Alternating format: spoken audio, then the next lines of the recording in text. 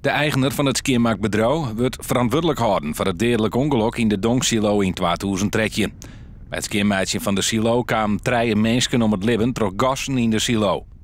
Verdachte heeft 2 van zijn werknemers, zonder dat zij daartoe in voldoende mate uitgerust en voorgelicht waren, werkzaamheden laten verrichten in een mestsilo, terwijl vermoed kon worden dat die mestsilo verstikkende en levensgevaarlijke gassen, waterstofsulfide en koolmonoxide bevatte.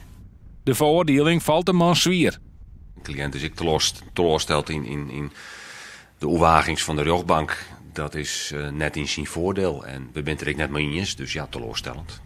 Een van de slachtoffers is de zoon van veehouder Lemmens. Het ongeluk baarde ek op zijn hiem. Met deze uitspraak kan ik wel met leven. De voorzitter van de rechtbank heeft een heel mooi pleidooi gehouden hoe dat allemaal gegaan is. En daar kan ik helemaal achter staan. Ik ben er helemaal tevreden mee.